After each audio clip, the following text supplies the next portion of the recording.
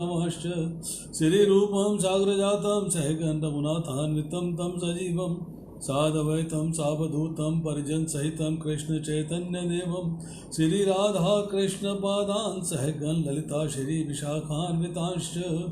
हे कृष्ण करुणा सिंधु दीनबंधु जगतपते गोपेश गोपिका कांत राधा कांत नमोस्तुते। तप्त कांचन गौरांगी राधे वृंदावनेश्वरी वृषभानुसुते देवी प्रणमामि हरिप्रिये। वाञ्छाकल्पतरुभ्यश्च कृपा सिन्धुभ्येव च पतितानां पावनेभ्यो वैष्णवेभ्यो नमो नमः। जय श्री कृष्ण चैतन्य प्रभु नित्यानंद श्री अद्वैत गदाधर श्रीवासादि गौर भक्तवृंद। हरे कृष्ण कृष्ण कृष्ण हरे हरे, हरे राम राम राम हरे हरे।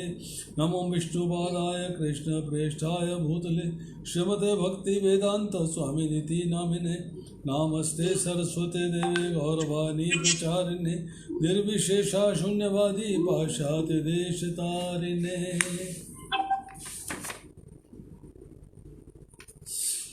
हरे कृष्ण। अपने आप माइक्रोफोन म्यूट कर लीजिएगा, माइक्रोफोन बंद कर दीजिए।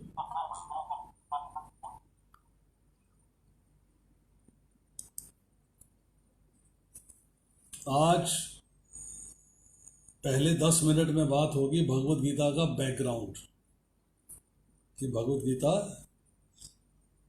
जो कही गई है उसका बैकग्राउंड है। और उसके बाद जो है हम लोग स्टार्ट करेंगे चैप्टर 1 का श्लोक संख्या 1 से लेके 11 तक, 11 श्लोकास। महाभारत के युद्ध को ऑर्गेनाइज कर दिया है। किसने ऑर्गेनाइज किया है? पिछली बार मैंने चर्चा करी थी। पांडवों के साथ कौरवों ने बहुत दुर्व्यवहार किया है। वारणावत के लाक्षागृह में जलाया गया, भीम को विष दिया गया, द्रौपदी का हरण किया गया। बहुत सारी ऐसी बातें हुई जिसकी वजह से एक स्थिति बन गई कि अब युद्ध होना है। 12 साल तक पांडवों को वनवास दिया गया। छल में जो है द्यूत के अंदर जो है छल किया गया और उनका राज्य जो है इंद्रप्रस्थ का उनसे छीन लिया गया। अब आती है समस्या कि 12 साल का वनवास और 1 साल का अज्ञातवास, ये काटने के बाद जब पांडव वापस आते हैं तो दुर्योधन से कहते हैं कि हमको हमारा राज्य दे दिया जाए, तो दुर्योधन मना कर देता है। तब भगवान कृष्ण जो है दूत बन के कौरवों की सभा में जाते हैं, दूत बन के। प्लानिंग ये होती है कौरवों की, शकुनी की गाइडेंस में, कि हम किसी तरीके से कृष्ण को अगर कैद कर लेते हैं तो पांडवों का बल कम हो जाएगा। जब पांडवों का बल कम हो जाएगा तो हमको उन पर विजय पानी आसान हो जाएगी। Then we can beat them, और तो राज्य हमारे पास ही रह जाएगा। पांडवों को दोबारा से वनवास दे दिया जाएगा या उनको मार दिया जाएगा। जब कृष्ण जो है वहाँ जा रहे हैं, पहुँचे वहाँ पर, उन्होंने जाके जो है सारी किस तरीके से पांडवों ने संदेश दिया है वो बताया। तो दुर्योधन ने कहा कि मैं उनको राज्य देने को तैयार नहीं हूँ। कृष्ण ने कहा अगर तुम राज्य देने को तैयार नहीं हो तो 5 पांडव हैं, उनको 5 गांव दे दो, वो उससे गुजारा कर लेंगे, दे विल पास टाइम। तब दुर्योधन ने कहा कि मैं उनको सुई की नोक के बराबर भी धरती नहीं दूंगा, चाहे कुछ हो जाए। उनको सुई की नोक के बराबर भी धरती नहीं दूंगा। और उसने जो है सब लोगों ने मिलकर भगवान कृष्ण को कैद करने का प्रयास किया कि इनको अगर कैद कर लेते हैं तो पांडवों का बल जो है समाप्त हो जाएगा, आधा रह जाएगा, तब पांडवों पे विजय पा सकते हैं। अब यहाँ 2 घटनाएं हुई। पहली घटनाएं थी जो द्रौपदी का वस्त्रहरण किया था सभा के अंदर, द्यूत विद्या के बाद, क्योंकि राज्य छीन लिया, द्रौपदी लाई गई और द्रौपदी का वस्त्र हरण किया गया और दुर्योधन ने द्रौपदी की ओर इशारा करके बोला कि मेरी जंघा पे बैठो। दूसरी बात ये हुई कि कृष्ण को कैद करने का प्रयास किया गया। अब जब ये दो बातें जो है मालूम पड़ती हैं कुंती महारानी को, जो पांडवों की माता है, जिसका दूसरा नाम है पृथा, तो कुंती महारानी कहती हैं,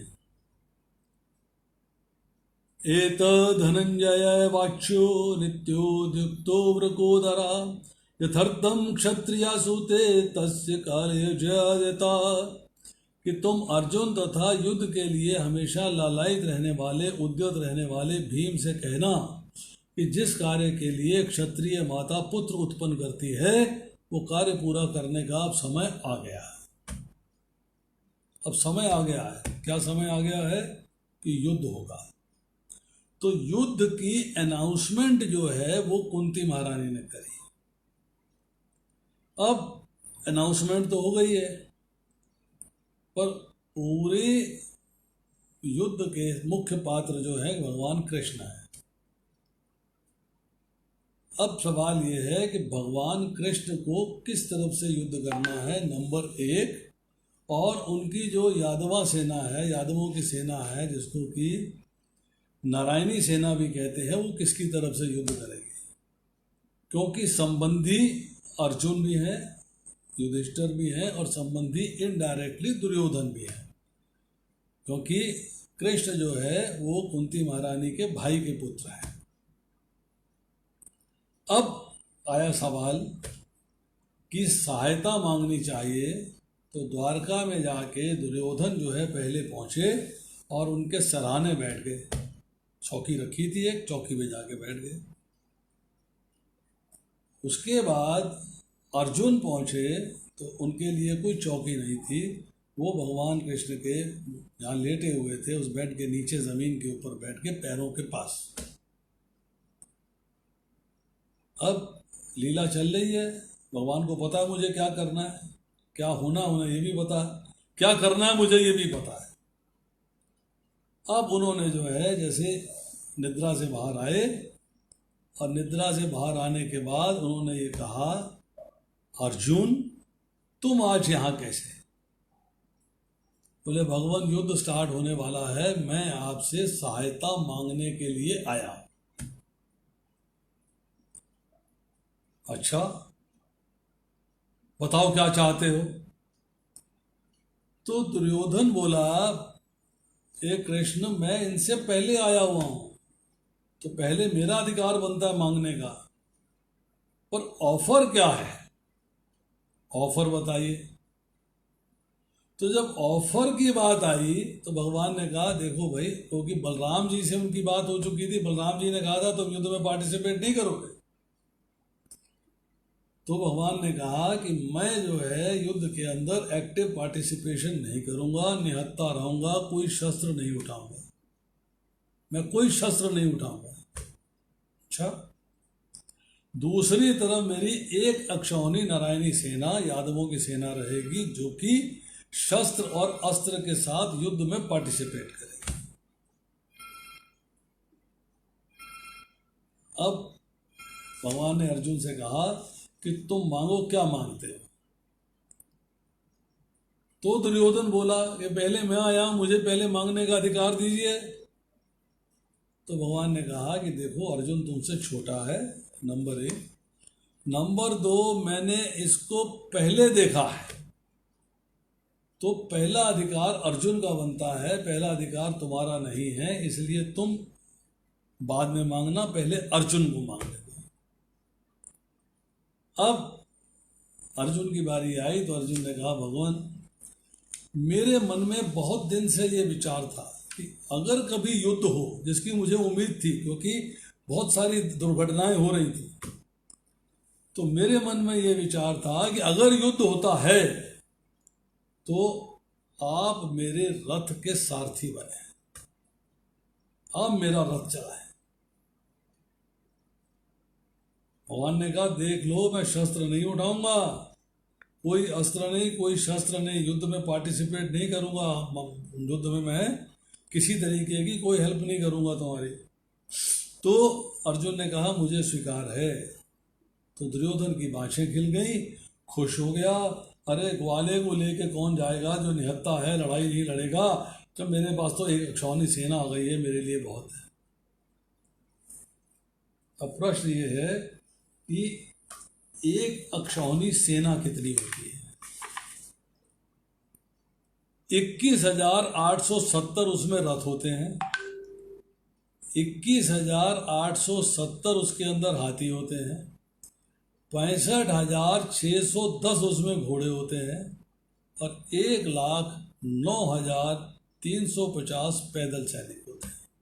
अब देखिए कितना बड़ा एक अक्षौनी का मार्ग है। 18 अक्षौनी सेना ने 18 दिन युद्ध किया है। 11 अक्षौनी सेना जो है वो पांडवों की तरफ, कौरवों की तरफ थी, और 7 अक्षौनी सेना जो है वो पांडवों की तरफ थी। टेक्निकली दुर्योधन ने राजनीति से 9 अक्षौनी सेना इकट्ठी कर ली थी, 9 अक्षौनी सेना इकट्ठी कर ली थी। अब एक अक्षौनी सेना मिल गई भगवान कृष्ण से, तो 10 अक्षौनी हो गई। अब नकुल और सहदेव के मामा हैं मद्र देश के राजा शल्य, वो अपने राज्य से चले हैं अपने भांजों नकुल और सहदेव की तरफ से युद्ध करने के लिए। और उन्होंने जो है रास्ते में किया कि मेरे भांजों ने मेरा स्वागत सत्कार बहुत अच्छा किया है, तो जो मेरा स्वागत सत्कार अच्छा कर रहा है उसकी तरफ से मैं युद्ध करूंगा। जब वो जो है शिविर में पहुंचते हैं तो नकुल और सहदेव से मिलते हैं, तो दुर्योधन प्रकट हो जाता है। दुर्योधन कहता है कि मामा जी स्वागत सत्कार तो मैंने किया था, स्वागत सत्कार तो मैंने किया था, मेरी तरफ से हुआ है, तो मैं तुम्हारी तरफ से युद्ध करूंगा। तो एक अक्षौहिणी सेना जो है शल्य की तरफ से दुर्योधन को मिली। अब इसमें भगवान की लीला है, उस लीला को समझिए। भगवान ने क्या लीला करी? भगवान ये कह रहे हैं कि भाई जब बराबर के योद्धा का युद्ध होना चाहिए, अगर कोई अस्त्र शस्त्र चलाने वाला योद्धा है तो उससे युद्ध करने वाला उसके बराबर का होना चाहिए, दोनों तभी होगा। तो अर्जुन जो है उसके बराबर का युद्ध करने वाला है केवल कर्ण, और कोई नहीं। तो कर्ण जो है वो अधर्म का साथ दे रहा है, दुर्योधन की तरफ है। दुर्योधन ने उसे अंग देश का राजा बना दिया है, सूत पुत्र है, राधे और अधिरथ सूत ने पाला है इसलिए राधे कहलाता है, पर एक्चुअली कुंती एवं सूर्यदेव का पुत्र है। नाम रखा गया उसका वशुसेन। द्रोणाचार्य और परशुराम से अस्त्र शस्त्र की विद्या सीखी, 2 दिन तक अंक का सेनापति रहा, परंतु उसके पास सारथी कहाँ है? तो वो सारथी जो है उसे मिला शल्य के रूप में, जो कि सारथी के रूप में कृष्ण से थोड़ा बहुत मुकाबला कर सकता था, थोड़ा बहुत मुकाबला कर सकता था। अब इस सारे बैकग्राउंड के साथ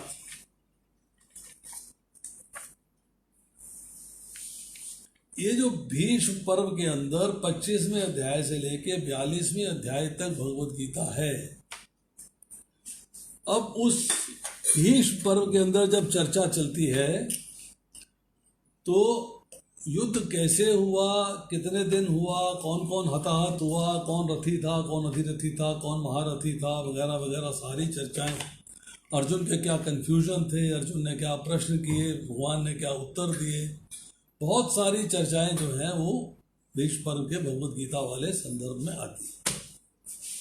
तो इस सारी स्टोरी को जो पास्ट में हो चुकी है, इसको सुना रहे हैं वेद व्यास जी के एक शिष्य हैं श्री वैंशपायन।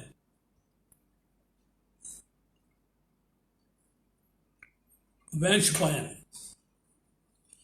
अब वैशंपायन जो है किसको सुना रहे हैं कथा? राजा परीक्षित के पुत्र जनमेजय कि ऐसे ऐसे घटनाएं हुई, ऐसे ऐसे महाभारत हुआ, ऐसे ऐसे महाभारत का युद्ध हुआ। अब वो बता रहे हैं कि धृतराष्ट्र अपने पुत्र जो है दुर्योधन के आचरण से, बाकी पुत्रों का भी आचरण ऐसा ही था, उनके आचरण से चिंतित होकर उदास बैठा हुआ। अब युद्ध आरंभ नहीं हुआ। तो व्यासदेव जी इंसिडेंटली उनके पास आए और उन्होंने उनसे कहा कि भाई भविष्य में एक महान संग्राम होने वाला है और उसके भावी परिणाम को मैं जानता हूं। राजन, तुम्हारे पुत्रों का और अन्य राजाओं का, असंख्य राजाओं का मृत्यु काल निकट आ गया है।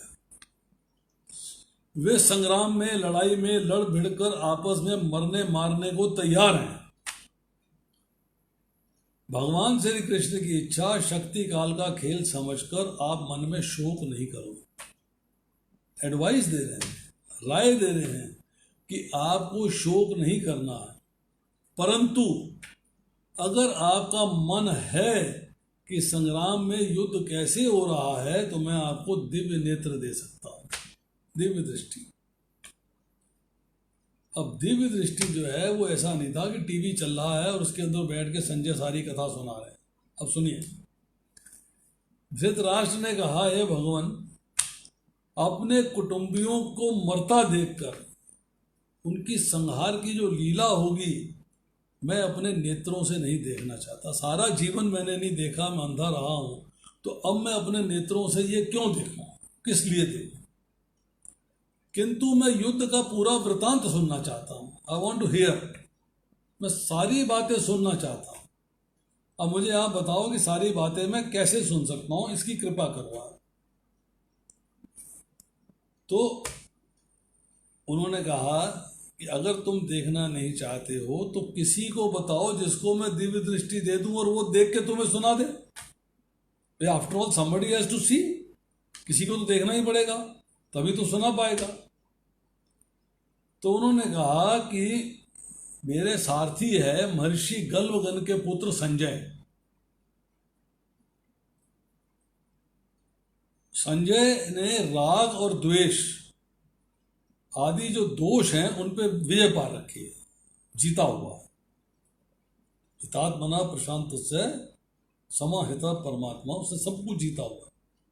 क्योंकि उसने जय प्राप्त कर रखी है सम्यक प्रकार से, मतलब हर प्रकार से जय प्राप्त कर रखी है, सुख में भी, दुख में भी, राग में भी, द्वेष में भी। इसलिए उसका नाम है संजय, संजय।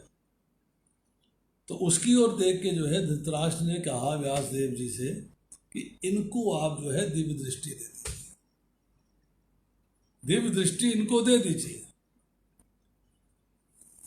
तो व्यासदेव जी ने कहा, मैं संजय को ऐसा वरदान देता हूं। अब देखिए, दिव्य दृष्टि की क्वालिटी बताई जा रही है। 3 क्वालिटी बताई दिव्य दृष्टि की। पहली क्वालिटी क्या है कि जो विषय, जो ऑब्जेक्ट्स, जो दृश्य इंद्रियों के वर्णन में नहीं है, अर्थात आंखों से दिखाई नहीं दे रहे हैं, कान में सुनाई नहीं दे रहे हैं, ये दूर रहकर, दूर बैठकर सब सुन भी पाएगा और देख भी पाएगा युद्ध भूमि के अंदर। एक बात, सामने वाले के मन के अंदर जो बात होगी, जो उसके अंदर जो है इस वक्त बातें चल रही हैं, सोची हुई बात है या भूत का या भविष्य का कोई भी वृत्तांत है, वो इसको सारा समझ में आ जाएगा। ये आपको सारे संग्राम का सारा हाल बता देगा और संग्राम से ये जीवित बच जाएगा। युद्ध भूमि में अगर ये कहीं बाएं दाएं चलेगा, आगे पीछे जाएगा, तो इसको कोई अस्त्र या शस्त्र छू नहीं पाएगा, इसके साइड से निकल जाएगा, ऊपर से निकल जाएगा। अब वैशंपायन जी बोलते हैं, जनमेजय, हे जनमेजय, इस प्रकार संजय को सब ज्ञान की प्राप्ति हो गई है। अब धृतराष्ट्र ने संजय से सारे विषयों की जानकारी प्राप्त करी है। कौरवों और पांडवों की सेनाओं का विवरण और दोनों पक्ष के मनोभाव क्या है, दोनों मन में क्या सोच रहे हैं, क्योंकि संजय को ज्ञात हो जाता था तो वो बात भी जो है धृतराष्ट्र ने उनसे सुनी और प्राप्त करी। अंत में जब संजय ने कहा, हे महाराज, आपके पुत्र दुर्योधन और उसके भाई कौरव और युधिष्ठिर आदि पांडव जो हैं कुरुक्षेत्र में युद्ध करने की इच्छा से एकत्रित हुए। दोनों युद्ध करने की इच्छा से एकत्रित हुए हैं। भगवान कृष्ण ने युद्ध नहीं कराया। भगवान ने इंडिपेंडेंस ऑफ फ्री विल, स्वतंत्र इच्छा दी है। तो इच्छा से एकत्रित कौन हुए हैं? कौरव और पांडव दोनों। इसीलिए दोनों भगवान कृष्ण के पास सहायता मांगने गए। अब धृतराष्ट्र ने जो पूछा उसका सारा वर्णन जो है किया गया। अब देखिए, चर्चा करते हैं हम लोग पहले श्लोक के। धृतराष्ट्रोवाच धर्मक्षेत्रे कुरुक्षेत्रे संवेतायुत्सवः मां कः पांडवाश्चैव किं कुर्वत् संजय। धृतराष्ट्र ने कहा, हे संजय, धर्म भूमि कुरुक्षेत्र में युद्ध की इच्छा से एकत्र हुए मेरे तथा पांडु के पुत्रों ने क्या किया। सेंटेंस पे गौर करिएगा। मेरे तथा पांडु के पुत्र क्या कर रहे हैं, ये बात नहीं हुई है। बात ये हुई है कि मेरे और पांडु पुत्रों ने क्या, मेरे पुत्रों ने और पांडु पुत्रों ने क्या किया, मीन्स पास्ट की बात हो रही है। पास्ट की बात कब हो रही है? जब 10 दिन के युद्ध के बाद भीष्म पितामह को बाणों की शैया पे लिटा दिया गया है, हताहत हो गए हैं, इच्छा मृत्यु का वरदान प्राप्त है और इच्छा मृत्यु के लिए वेट कर रहे हैं बाणों की शैया पर। अब देखिए, 10 दिन के युद्ध के बाद संजय जो है युद्ध क्षेत्र में से बड़े उदास होकर आए हैं धृतराष्ट्र को ये खबर देने के लिए कि भीष्म पितामह जो है वो बाणों की शैया पर आ गए। अब थोड़ी सी बात कुरुक्षेत्र की और धर्म क्षेत्र की। महाभारत के वन पर्व में 83वें चैप्टर में और शल्य पर्व के 53वें चैप्टर में कथा आती है कि सरस्वती नदी के दक्षिण भाग, सदर्न पोर्शन, साउथ पोर्शन जो है, और दृष्टवती नदी के उत्तर भाग के बीच में 5 योजन लंबा और 5 योजन चौड़ा जो क्षेत्र है वो कुरु का क्षेत्र है। 5 योजन का मतलब कितना है? 1 योजन में 2 कोस होते हैं और 1 कोस में 8 मील होते हैं। कितने हुए? 40 मील लंबा है और 40 मील चौड़ा है। 40 मील का मतलब है 64 किलोमीटर आज की तारीख में लंबा है और 64 किलोमीटर आज की तारीख में चौड़ा है। इतना बड़ा क्षेत्र है, छोटा नहीं। इस क्षेत्र को समंत पंचक के नाम से भी पुकारा गया है। अब यहाँ पर जो है इंद्र ने, अग्नि ने, ब्रह्मा ने और कुरुओं के पुरखों ने तपस्या करी है, इसलिए इसे धर्म का क्षेत्र कहा गया। पिछली बार मैंने बताया था कि आखिरी शब्द जो है भगवत गीता का है नीति मति मम, वहाँ से मम उठाते हैं, यहाँ से धर्म उठाते हैं, तो धर्म मम, मम धर्म मतलब मेरा धर्म क्या है, जीव का धर्म क्या है, ये ज्ञान भगवत गीता में दिया गया है। अब देखिए, धृतराष्ट्र ने सेल्फिशनेस क्या बात करी है? वो जानता है कि कौरव और पांडव जो है युद्ध करने की इच्छा से कुरुक्षेत्र में एकत्रित हुए हैं। उन्होंने वहां क्या किया ये पूछना नहीं बनता, किंतु धृतराष्ट्र के मन में ये भाव है कि धर्म क्षेत्र है कुरुक्षेत्र, मतलब कुरुक्षेत्र जो है धर्म का क्षेत्र है। कहा गया है यदनु कुरुक्षेत्रम देवानाम दिव्यजनम सर्वेशाम भूतानाम ब्रह्म सदमनम। अर्थात कुरुक्षेत्र सब प्राणियों को समस्त देवताओं की आराधना का फल भगवत धाम प्राप्त कराने वाला है। कुरुक्षेत्र जो है धर्म को पैदा करने वाला है, धर्म का उत्पादक है। वहां धर्म की बढ़ोतरी होती है और धर्म में लोगों को प्रवृत्त कराता है। वहां जाके लोगों को धर्म याद आ जाता है, धर्म में प्रवृत्त कराता है। अतः धर्म की क्षेत्र की महिमा के प्रभाव से क्रोध राग द्वेष से निवृत्त हो गए अगर, और धर्म में प्रवृत्त हो गए, तो मेरे पुत्र अगर धर्म में प्रवृत्त होंगे तो पांडवों को राज्य दे देंगे। पांडवों से राज्य छीना जाना धर्म है, तो मैं ये चाहता हूं कि मेरे पुत्र जो है धर्म के मार्ग पे न चल के अधर्म के मार्ग पे ही चलते रहेंगे, तभी राज्य हमारे पास रहेगा। अगर मेरे पुत्र जो है धर्म के क्षेत्र में जाके कहीं उनका मन धर्म की ओर आकर्षित हो गया और उन्होंने जो है धर्म की ओर आकर्षित हो गए, धर्म का पालन कर लिया, तो राज्य को पांडवों को गिफ्ट में दे देंगे। इसलिए उसके मन के भाव ये हैं कि किसी भी तरीके से युद्ध होना चाहिए, मेरे पुत्र जो है धर्म के रास्ते पर नहीं जाए, अधर्म के रास्ते पर है। अब पांडव जो है स्वभाव से धार्मिक हैं।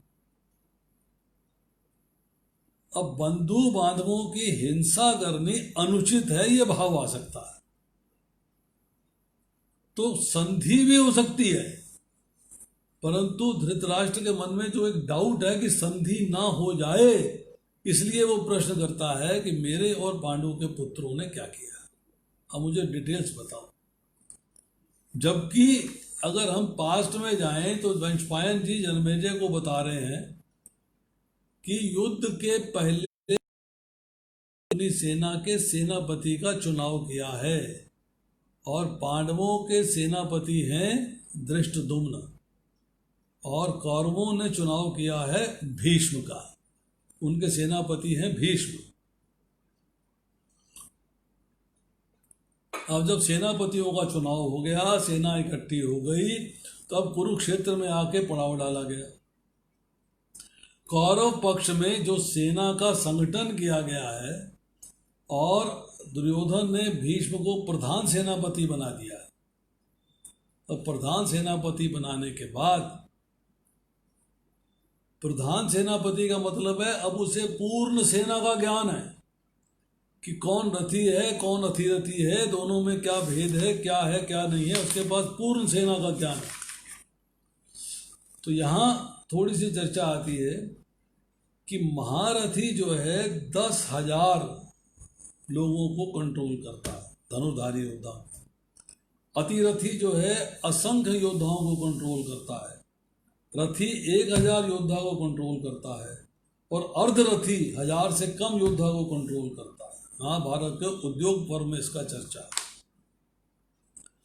अब भीष्म के मुख से दुर्योधन जो है अपनी सेना के रथी और अतिरथी का विवरण सुनना है। जब धृतराष्ट्र ने पूछा और संजय ने उत्तर दिया, तो दुर्योधन और भीष्म के बीच में जो सेना के डिटेल्स की चर्चा हुई थी वो सुनाई, और बोला कि दुर्योधन ने पूछा और भीष्म ने उत्तर दिया। सब चर्चा जो है सारी धृतराष्ट्र को पहले से मालूम है, अभी युद्ध आरंभ नहीं हुआ। बिना युद्ध के आरंभ हुए सारी चर्चा जो है उसको मालूम है। उसके बाद पांडव पक्ष के रथी और अतिरथियों की गणना भी हो रही है, भीष्म दुर्योधन को बता रहे हैं। क्योंकि शिविर के अंदर एक क्वालिटी थी कि सूर्यास्त के बाद और सूर्योदय के पहले जब युद्ध नहीं होगा तो एक पक्ष के योद्धा दूसरे पक्ष के योद्धा के शिविर में जा सकते हैं और चर्चा कर सकते हैं, देख सकते हैं, मिल सकते हैं, प्रणाम कर सकते हैं। अब दुर्योधन ने जो है भीष्म से प्रश्न कर दिया है। बोले आपने बोला कि आप शिखंडी को नहीं मारेंगे, क्यों नहीं मारेंगे आप, क्यों नहीं मारेंगे? तो अब जो है ये संजय बता रहे धृतराष्ट्र को सारी बातें कि अब जो है भीष्म ने दुर्योधन को सारी कथा सुनाई कि शिखंडी कौन है। अब भीष्म सुना रहे हैं सारी कथा कि सत्यवती जो है एक वासु है ऊपरीचार्य, और उनकी पत्नी है आद्रिका। उन दोनों की पुत्री जो है सत्यवती है, उसको उन्होंने जो है किसी कारणवश छोड़ दिया है नदी किनारे। वहाँ उसे जो है मछुआरों के राजा दाशराज ने पाला है। तो सत्यवती के शरीर से गंध आती है मछलियों की, इसलिए उसे मत्स्य गंधा भी पुकारा गया है।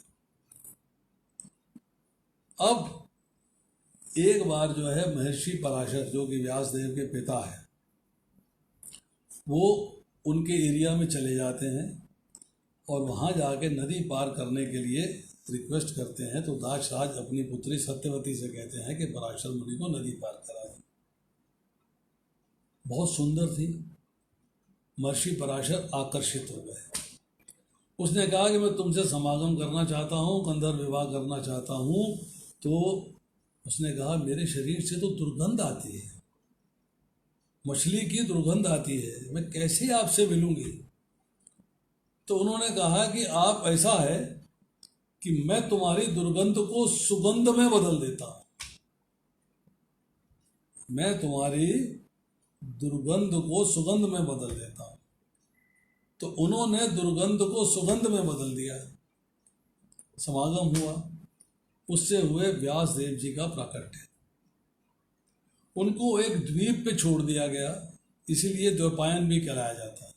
व्यासदेव जी को द्वैपायन भी कहा जाता है।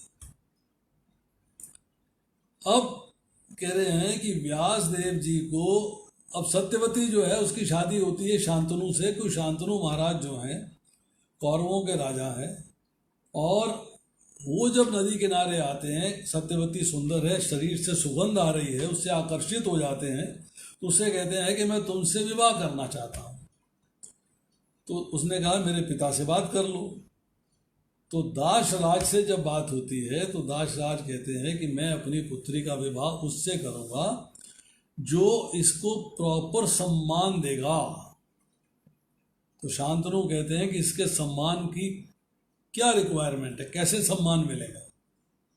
बोले सम्मान मिलेगा कि इसका औरस पुत्र जो है वही राज्य का अधिकारी होगा, वही राजा बनेगा, ये चीज चाहिए। ये तो हो नहीं सकता, क्योंकि मेरा तो गंगा से पुत्र है देवव्रत बड़ा, उसको तो मैं त्याग नहीं सकता, राज्य का अधिकार तो उसका है। तो राजा शांतनु जो है, जिनका भोग विलास पूर्ण नहीं हुआ था अभी, वो उदास होकर महल में लेट जाते हैं।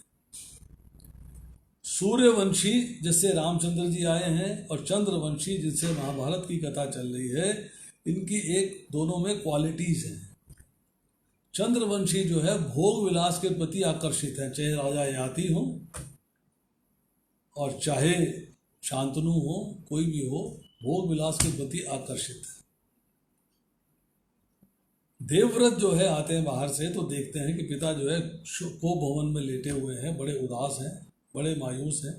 तो पिता के पास जाते हैं और उनसे कहते हैं कि आप हमें बताओ पिताजी कि आप इतने उदास क्यों हो। वो कहते हैं ऐसे ऐसे मेरा मन जो है सत्यवती में आ गया है, मैं अभी भोग विलास से उबा नहीं हूँ, मैं उससे विवाह करना चाहता हूँ, परंतु उसके पिता की ये शर्त है। तो राजा भीष्म कहते हैं कि इसमें क्या प्रॉब्लम है। देवव्रत कहते हैं कोई दिक्कत नहीं, मैं जाके मना लेता हूँ मैं। तो देवव्रत जो है सत्यवती के पिता के पास जाते हैं, दाशराज के पास, कहते हैं सत्यवती को मैं अपनी माता बनाना चाहता हूँ, आप मुझे हेल्प करें। दाशराज ने अपनी शर्त सुना दी। तो देवव्रत ने वहां पे एक कठोर प्रतिज्ञा ली। कठोर क्या प्रतिज्ञा ली? कि मैं आजीवन कौरव राज्य के प्रति समर्पित रहूंगा। मैं प्रॉमिस करता हूँ, मैं वायदा करता हूँ कि मैं राज्य का लोभ नहीं करूँगा, राज्य का मोह नहीं करूँगा, मैं राज्य को नहीं स्वीकारूँगा। मेरे पिता और सत्यवती के औरत से जो संतान उत्पन्न होगी वही राज्य की अधिकारी होगी। अब दाशराज जी कहते हैं पर तुम्हारी संतान कल वो हक जमा दे तो उन्होंने कहा कि मैं आजीवन विवाह नहीं करूंगा, I will not marry my self. ये इतनी कठोर प्रतिज्ञा थी जिसको संस्कृत में कहते हैं भीष्म। भीष्म का मतलब होता है कठोर। तो इसकी वजह से उनको जो है भीष्म नाम भी दिया गया और देवव्रत नाम भी। अब सत्यवती राजा शांतनु से 2 संतान उत्पन्न होती हैं, एक चित्रांगद और एक विचित्रवीर्य। एक चित्रांगद नामक गंधर्व से युद्ध करते हुए चित्रांगद नामक पुत्र की हत्या हो जाती है। अब बचता केवल विचित्रवीर्य। 16 साल का कुमार है, परंतु बहुत भोग विलास में युक्त है। काशी राज की 3 कन्याओं का स्वयंवर होने वाला है, निमंत्रण आता है, परंतु सत्यवती कहती है कि लड़का जो है विचित्रवीर्य जाके स्वयंवर में जीत नहीं सकता, विवाह नहीं हो सकता, ये जाएगा कर नहीं पाएगा तो बेइज्जती हो जाएगी। तो भीष्म कहते हैं मैं जाता हूँ और 3 कन्याएं ले आता हूँ। और भीष्म जाते हैं, 3 कन्याओं को उनके यहाँ से हर के ले आते हैं काशी राज। अब जब यहाँ पहुँचते हैं तो बड़ी कन्या अम्बा है, दूसरी अंबिका है, तीसरी अंबालिका है। अंबा कहती है कि मैंने तो शाल्वराज को वरा हुआ है, तो मेरे को तो आप शाल्वराज में भिजवा दीजिए, मैं आपसे विवाह नहीं कर सकती। तो राजा भीष्म ने बड़े आदर मान सम्मान के साथ सेना सहित रथ सहित उसको जो है शाल्वराज, शाल्व देश जो है आज का अलवर प्रदेश है, उनके पास भिजवा दिया। शाल्वराज ने कहा कि तुम हरण करी जा चुकी हो, इसलिए मैं तुम्हें स्वीकार नहीं करूंगा, तुम मेरी पत्नी बनने के योग्य अब नहीं। अच्छा, वापिस आ गई। अब राजा भीष्म से कहती हैं कि आप मुझसे विवाह कर लीजिए। आपने मुझे हरा है, मेरे जिनको मैंने वर रखा था शाल्वराज ने मुझे रिफ्यूज कर दिया है एक्सेप्ट करने को, तो आप जो है मेरे से विवाह कर लीजिए। तो भीष्म कहते हैं कि मैंने तो प्रतिज्ञा करी हुई है अविवाहित रहने की, मैं विवाह नहीं कर सकता। बहुत प्लीड करती है, बहुत कुछ कहती है। अल्टीमेटली जब नहीं मानते हैं तो भीष्म के गुरु परशुराम जी के पास जाती है, उनसे जाकर रिक्वेस्ट करती है। परशुराम जी भीष्म जी को मिलते हैं, उनसे कहते हैं युद्ध कर लो, युद्ध में हार जाओगे तो लड़की से शादी करनी पड़ेगी। पर भीष्म जो है वो हारते नहीं, युद्ध चलता रहता है। अल्टीमेटली जो है युद्ध को समाप्त किया जाता है और अंबा को रिफ्यूज कर दिया जाता है कि तुमसे शादी नहीं हो सकती। परशुराम जी सरेंडर कर जाते हैं। तब उसको राय देते हैं कि तुम शिव जी के पास जाओ। अब शिव जी के पास जाती है और शिव जी जो है उसको कहते हैं कि भाई तुम्हारा इस जन्म में भीष्म से विवाह नहीं हो सकता। तो कहती है मैं भीष्म की हत्या करना चाहती हूँ, मुझे इतनी पावर दीजिए, इतनी शक्ति दीजिए कि मैं भीष्म को मार सकूं। बोले अजय है, मर नहीं सकता, इच्छा मृत्यु का वरदान है, उसको मारा नहीं जा सकता। अब एक ही कंडीशन है कि जब उनके सामने कोई स्त्री आ जाएगी तो हथियार डाल देंगे, तब उनको मारा जा सकता है, हताहत किया जा सकता है, पर प्राण अपनी मर्जी से त्यागेंगे, इच्छा मृत्यु का वरदान है। प्राण कब त्यागेंगे? जब सूर्य उत्तरायण में आएगा तब प्राण त्यागेंगे। ठीक है, प्राण त्याग देती है अंबा।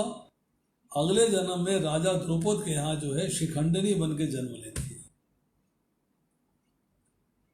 अब जो शिखंडिनी है उसकी भी एक प्रॉब्लम है कि उसने जो है लड़की बन के जन्म लिया है, परंतु लड़की बनी है तो शिखंडी कैसे बन गई? सवाल ये है कि वो लड़की जो है शिखंडी कैसे बन गई? ये भी एक समस्या है।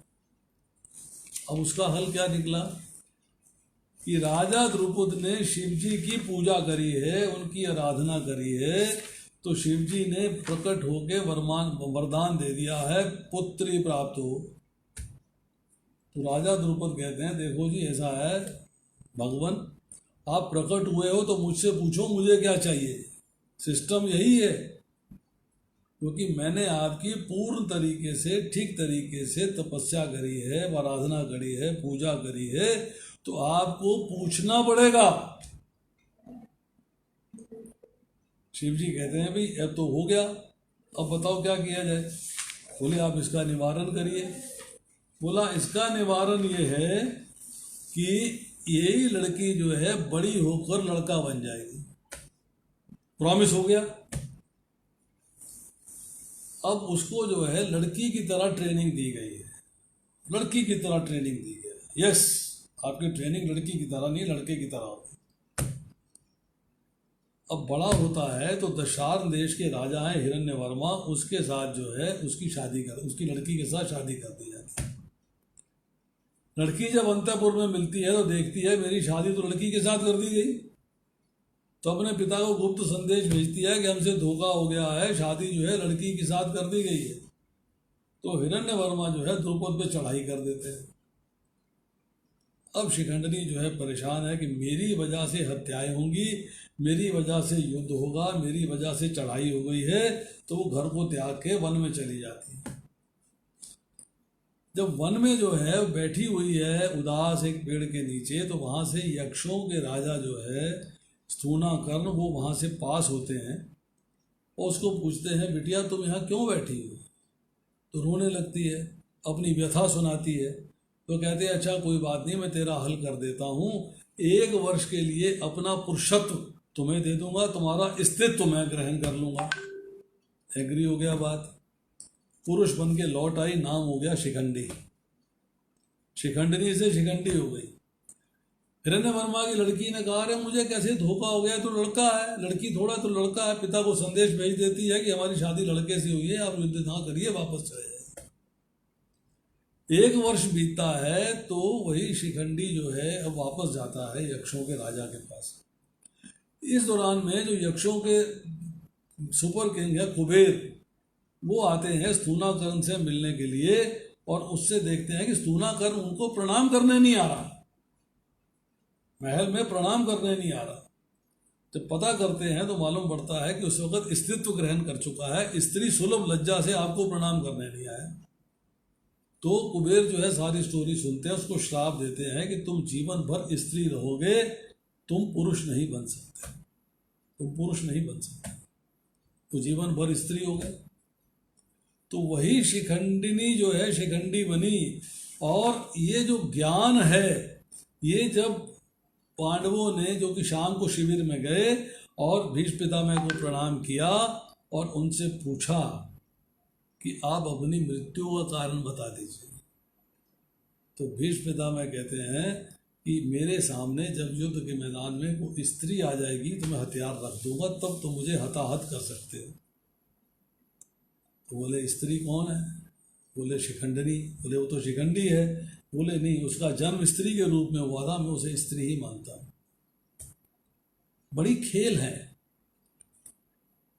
भगवान कृष्ण जो है द्रौपदी को लेके भीष्म पितामह द्रोणाचार्य सबकी कॉन्फ्रेंस चल रही होती है, कृपाचार्य बैठे हैं, द्रोणाचार्य बैठे हैं और भीष्म पितामह बैठे हैं, सब बैठे हुए हैं। द्रौपदी को ले गए, बाहर खड़े हैं कृष्ण, द्रौपदी अंदर गई, दंडवत किया, प्रणाम किया सबको, सौभाग्यवती भव, आयुष्मती भव, मतलब ऐसे ऐसे वरदान दे दिए। और बाद में उसको बोला भैया ये तो दुश्मन के बीवी है, इसको हमने कैसे वरदान दे दिए हैं? तो बोले अच्छा बताओ तुम्हारे साथ कौन आया है? बोले कृष्ण आए, बाहर खड़े हैं। कहते हम समझ गए कि पांडवों को बचाना है तो हमसे वरदान दिलवा दिया, श्राप नहीं दिलवाया, वरदान दिलवा दिया कि द्रौपदी जो है सौभाग्यवती रहेगी, तो पति को मार नहीं सकते, पति मरेगा नहीं। यही जो है जब शिविर के अंदर चर्चा होती है, सारा ज्ञान दिया जा चुका है, अर्जुन के बल का वर्णन हो चुका है।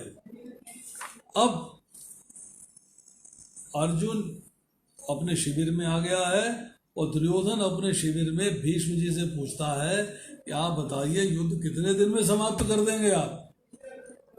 तो भीष्म पितामह कहते हैं मैं रोज 10,000 योद्धा मारूंगा और 1,000 रथी मारूंगा, और फिर भी मुझे युद्ध समाप्त करने में 1 महीना चाहिए, 1 महीना।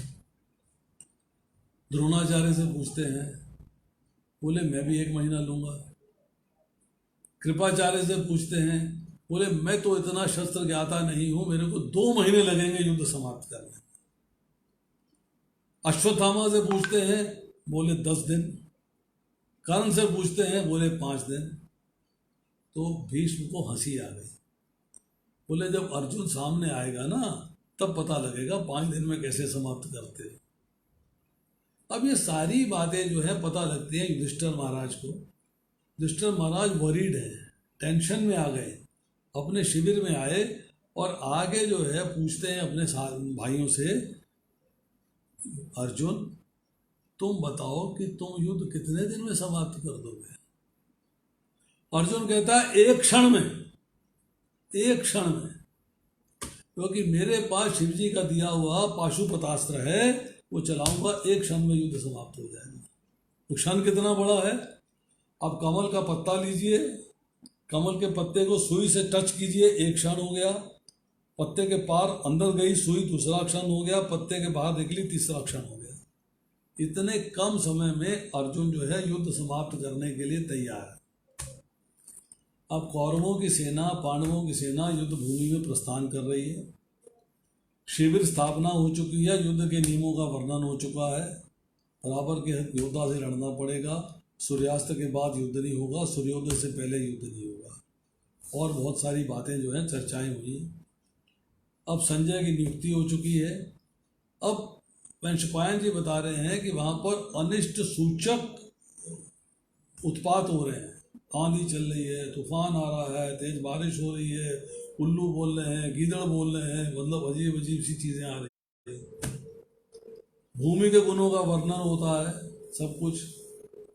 अब जब युद्ध में भीष्म पितामह का पतन हो जाता है और धृतराष्ट्र को विषाद है, संजय जो है कौरव सेना के संगठन का वर्णन करता है, दोनों सेनाओं की व्यूह रचना का वर्णन करता है। अब भगवत गीता आरंभ होती है। नव भगवत गीता स्टार्ट्स। अब जो चीजें धृतराष्ट्र को पहले से पता थी वही धृतराष्ट्र जो है दोबारा से पूछ रहे हैं। अब 7 अक्षौणी सेना की बात हुई और 11 अक्षौणी सेना की बात हुई, तो हर अक्षौणी सेना के लिए एक सेनापति होता है। मुख्य सेनापति भीष्म पितामह, उधर धृष्टद्युम्न है। पर यहाँ जो 7 अक्षौणी सेना है उसके शांत सेना अध्यक्ष हैं, राजा द्रुपद, राजा विराट, धृष्टद्युम्न, शिखंडी, सात्यकी, चेकीदान और भीमसेन। जो कौरवों की तरफ से 11 अक्षौणी सेना है उसके अंदर जो है सेना अध्यक्ष हैं कृपाचार्य, द्रोणाचार्य, शल्य, जयद्रथ, सुदीक्षण, कृतवर्मा, अश्वत्थामा, कर्ण, भूरिश्रवा, शकुनी और बाहेक। ये सब सेना अध्यक्ष जो हैं अपनी अपनी सेना को देख रहे हैं। मतलब 21,870 रथ, 21,870 हाथी और उसके बाद 65,610 घोड़े और 1,09,350 एक सेनाध्यक्ष के अंडर है, उनको कंट्रोल करना। तब यहाँ पर जो है चर्चा आई कि मेरे और पांडु के पुत्रों ने क्या किया, ये बात हो रही है। अब संजय बताते हैं धृतराष्ट्र को, कह रहे हैं, संजय ने कहा, हे राजन, पांडु पुत्रों द्वारा सेना की व्यूह रचना देखकर राजा दुर्योधन अपने गुरु के पास गया और उसने ये शब्द कहे। बड़ी सिंपल सी बात है। पांडु पुत्रों की सेना देखी, व्यूह रचना देखी, राजा दुर्योधन अपने गुरु के पास गया और ये शब्द कहे। परंतु भेद क्या है इसमें? भेद क्या है कि दुर्योधन को संजय ने राजा क्यों कहा? नंबर 1, इसका आंसर है दुर्योधन वीर है, राजनीतिज्ञ है, तभी 9 अक्षौणी सेना पहले इकट्ठी कर ली उसने। और संजय ने अपने संत स्वभाव के अनुसार राजा के पुत्र को राजा कह के उसे आदर दिया है। और तीसरा कि अगर धृतराष्ट्र के पुत्र को राजा कहेंगे तो धृतराष्ट्र प्रसन्न होंगे, क्योंकि बात तो धृतराष्ट्र को सुना रहा है। दूसरी पॉइंट, दुर्योधन को जाना चाहिए था सेनापति के पास, राजा भीष्म के पास, परंतु वो गया अपने गुरु द्रोणाचार्य। ऐसा क्यों? सेनापति के पास जाना चाहिए था ना।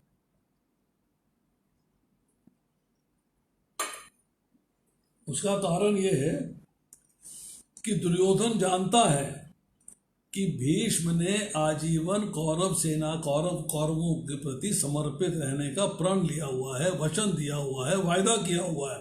वो अपने वायदे से टलेंगे नहीं, वो तो अपने हैं, अरे पितामह है हमारे, वो अपने वायदे से नहीं टलेंगे।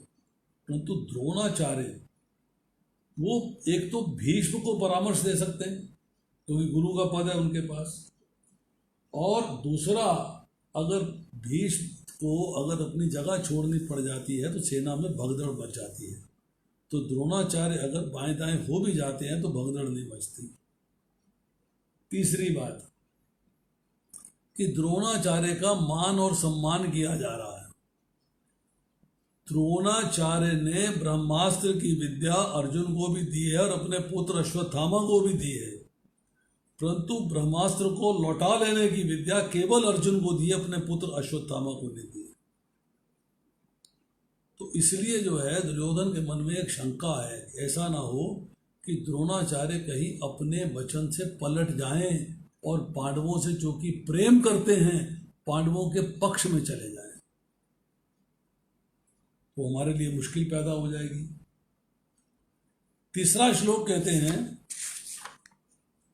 हे आचार्य, पांडु पुत्रों की विशाल सेना को देखो जिसे आपके बुद्धिमान शिष्य द्रुपद के पुत्र ने इतने कौशल से व्यवस्थित किया है। अब ध्यान देने योग्य बात क्या है, टीचर है द्रोणाचार्य, गुरु है तो कहा गया आचार्य। नंबर 1, पांडु पुत्रों की विशाल सेना को देखो, अरे तेरी 11 अक्षौणी सेना है, उनकी 7 अक्षौणी है, तो उनकी विशाल कहां से हो गई? विशाल तो तेरी है।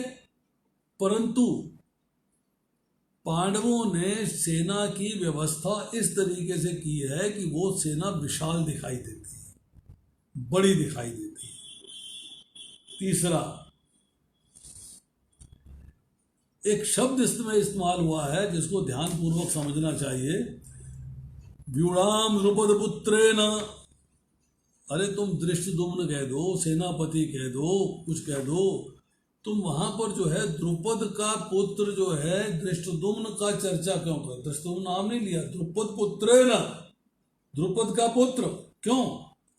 कि द्रुपद जो है उनसे द्रोणाचार्य का झगड़ा है, उनका लड़ाई है, और वो ये कह रहे हैं कि द्रुपद का जो पुत्र है कौन है? दृष्टद्युम्न। वो तो आपके सामने है, मतलब आपके सामने खड़ा है, द्रोणाचार्य से कह रहा है आपके सामने खड़ा है, आपसे विद्या प्राप्त करके। और जो अर्जुन से विद्या प्राप्त किया है सात्यकी, वो आपके विरुद्ध खड़ा है। दोनों आपके विरुद्ध हो गए, दोनों विरुद्ध हो गए, दृष्टद्युम्न भी विरुद्ध है, वो भी विरुद्ध है। और द्रुपद नाम इसलिए याद कराया कि द्रुपद के साथ द्रोणाचार्य का झगड़ा है, उसका आधा राज्य जो है द्रोणाचार्य अपने पुत्र अश्वत्थामा को लेके दे चुके हैं। ये दोनों जो है भारद्वाज मुनि के आश्रम में पढ़ाई करते थे, तब खेल खेल में द्रुपद ने कहा था कि जब बड़े हो जाएंगे तो मैं अपना आधा राज्य तुम्हें दे दूंगा। पर राजा द्रोणाचार्य के यहाँ जब उनकी कृपी से शादी हो जाती है, कृपाचार्य की बहन से, और संतान होती है अश्वत्थामा, तो उनके पास एक समय आ जाता है कि अश्वत्थामा को दूध लाने के लिए भी धन नहीं होता। वो आटा घोल घोल के उसको दूध बना के पिलाते हैं, यही दूध है। अब वो सहायता मांगने के लिए द्रुपद के पास जाते हैं, उससे कहते हैं कि आधा राज्य मुझे दो, पर प्रॉमिस जो तुमने प्रॉमिस किया था।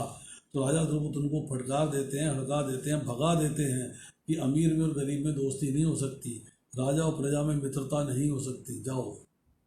जब ये सिचुएशन आती है तो वो युद्ध के लिए आह्वान करते हैं। कैसे करते हैं?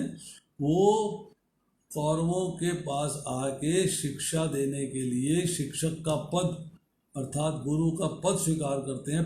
पेड, पहला पेड टीचर थे द्रोणाचार्य, और उन्होंने गुरु दक्षिणा में क्या मांगा कि द्रुपद को कैद करके मेरे पास ले आइए, कैद करिए द्रुपद, कैद करके मेरे पास ले आइए।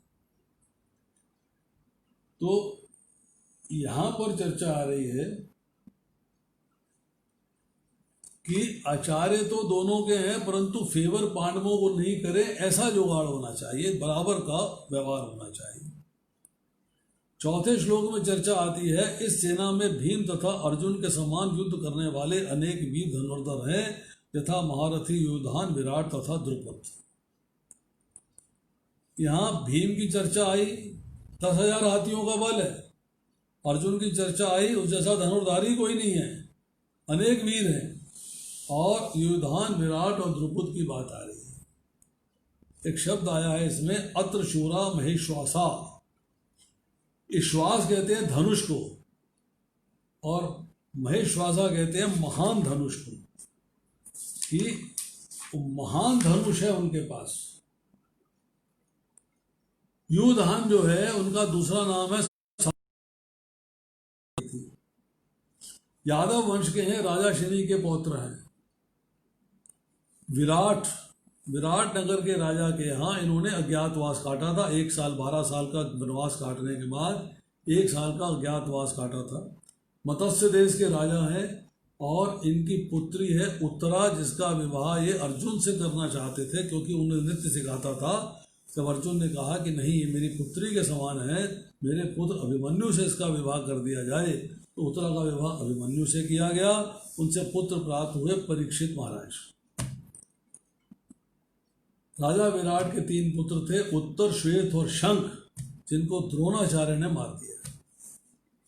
राजा द्रुपद पंचाल देश के राजा है, राजा पृषद के पुत्र हैं, भारद्वाज मुनि के मित्र, द्रोण के मित्र हैं, मरुत के अवतार हैं। द्रोण को मारने के लिए याज और उपयाज ऋषि द्वारा उन्होंने यज्ञ कराया है, जिससे कि 2 पुत्र, एक पुत्र और एक पुत्री प्राप्त हुई है। पुत्र का नाम है धृष्टद्युम्न और पुत्री का नाम है याज्ञसेनी। याज्ञसेनी को कृष्णा भी कहा गया है और याज्ञसेनी को द्रौपदी भी कहा गया है। राजा द्रुपद जो है ये भी द्रोणाचार्य के हाथों मारेंगे। अब आगे चर्चा आती है, इनके साथ ही दृष्टकेतु, चेकितान, काशीराज, पुरीजित, कुंती भोज तथा शैव्य जैसे महाराज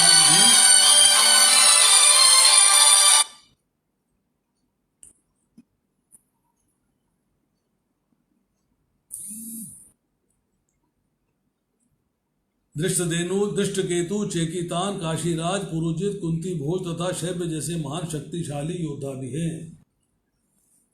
शिशुपाल जो भगवान कृष्ण का वैरी था, उसके पुत्र हैं दृष्टकेतु। इनकी बहन से नकुल ने शादी करी थी, द्रोणाचार्य के हाथों मारे गए। चेकितान जो है यादव है, वृष्णि वंश के 7 सेनापतियों में से एक हैं, भी दुर्योधन के हाथों मारे गए। और काशीराज का दूसरा नाम है सेना बिंदु, क्रोधहंता, अभिभू। ये जो है जिसकी 3 कन्याएं हर के ले आए थे राजा भीष्म। और पुरुजित और कुंती भोज जो है कुंती के भाई हैं, द्रोणाचार्य के हाथों मारे गए। और शैव्य जो है देविका के पिता हैं, देविका जो है युधिष्ठिर की पत्नी है, शैव्य जो है युधिष्ठिर के ससुर हैं। इसके बाद आता है पराक्रमी युधामन्यु, अत्यंत शक्तिशाली उत्तमौजा, सुभद्रा का पुत्र तथा द्रौपदी के पुत्र, सभी के सभी महारथी हैं, सब महारथी हैं। युधामन्यु और उत्तमौजा ये पांचाल देश के राजकुमार हैं। इनका कार्य था कि जब अर्जुन का रथ चलेगा तो उसके पहियों की रक्षा करनी है। दोनों ही बड़े विक्रांत हैं, बड़े वीरवान हैं, पर सोते समय अश्वत्थामा ने इनको मार दिया। अभिमन्यु सुभद्रा का पुत्र है, कृष्ण का भांजा है। चक्रव्यूह में घेरा है 6 महारथियों ने, द्रोणाचार्य, कृपाचार्य, कर्ण, अश्वत्थामा, बृहद्वल और कृतवर्मा, 6 लोगों ने घेर के मारा है। अभिमन्यु ने जब इन्होंने जो है अर्जुन को युद्ध क्षेत्र से दूर ले गए खींच के कौरव, और दूसरी जगह युद्ध करता रहा और प्लान ये बनाया कि अभिमन्यु को आज मारना है। तो उसके लिए एक जो है व्यू बनाया गया, चक्र व्यू बनाया गया।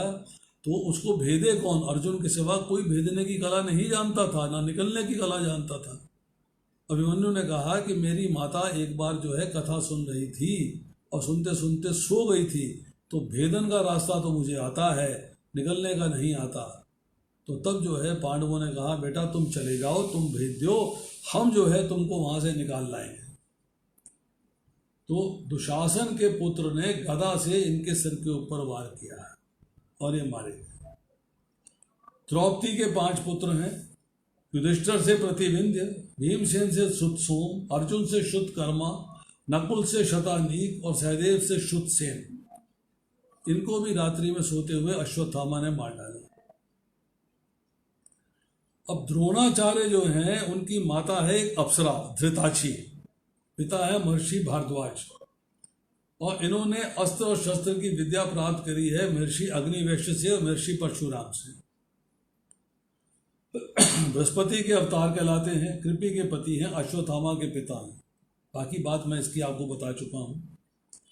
भीष्म की बात भी हो चुकी है। द्यो नाम के वसु हैं, नवे वसु हैं ये। उन्होंने कहा 5 पांडवों को नहीं मारूंगा, बाकी मैं किसी को छोड़ूंगा नहीं। बड़ी प्लानिंग से शिखंडिनी को आगे करके भीष्म पितामह को 10वें दिन जो है युद्ध के मैदान में हताहत किया गया। कर्ण की बात हो चुकी है। कृपाचार्य की बात करते हैं। किंतु हे ब्राह्मण श्रेष्ठ, आपकी सूचना के विषय में अपनी सेना के उन नायकों के विषय में बताना चाहूंगा जो मेरी सेना को संचालित करने में विशेष रूप से निपुण हैं। मेरी सेना में आप भीष्म, कर्ण, कृपाचार्य, अश्वत्थामा, विकर्ण तथा सोमदत्त का पुत्र भूरिश्रवा आदि हैं जो युद्ध में सदैव विजयी रहे। महर्षि शरद्वान और अप्सरा जनपदी के पुत्र हैं कृपाचार्य, और एक पुत्री हुई है कृपि। नाम कृपाचार्य क्यों हुआ? चार्य का मतलब आचार्य, मतलब टीचर, और कृपा का मतलब यह है कि राजा शांतनु ने बड़ी कृपा करके इनको पाला, क्योंकि इन्हें जंगल में मिले थे। और जो उनकी बहन है कृपि, उसका विवाह जो है द्रोणाचार्य से हुआ है। अश्वत्थामा जो है आचार्य द्रोण के पुत्र हैं और चिरंजीवी हैं। ध्यान दीजिएगा, चिरंजीवी का मतलब है जिसकी मृत्यु नहीं हुई, आज भी उपस्थित हैं। कहाँ उपस्थित है, किस रूप में उपस्थित है, हम नहीं जानते। तो 8 चिरंजीवी हैं, 8 टोटल 8 है। अश्वत्थामा बलि व्यासो हनुमानश्च विभूषणः कृपया परशुरामस्य सप्तैते चिरजीवना सप्तवैतान् संस्मरे नित्यं नारकंडेयाष्टकम् जीवेत श्वेतो स्वापि सर्वव्याधि विवर्जितम्। तो 8 चिरंजीवी में है अश्वत्थामा, राजा बलि, वेद व्यास जी, हनुमान जी, विभीषण जी, कृपाचार्य, परशुराम और ऋषि मार्कंडेय। ये 8 लोग आज भी उपस्थित हैं। हम देख नहीं सकते, परंतु इनकी उपस्थिति आज भी है। इसके बाद आते हैं विकर्ण। दुर्योधन के 100 भाइयों में से एक हैं, बड़े धर्मात्मा हैं, वीर हैं, महारथी हैं।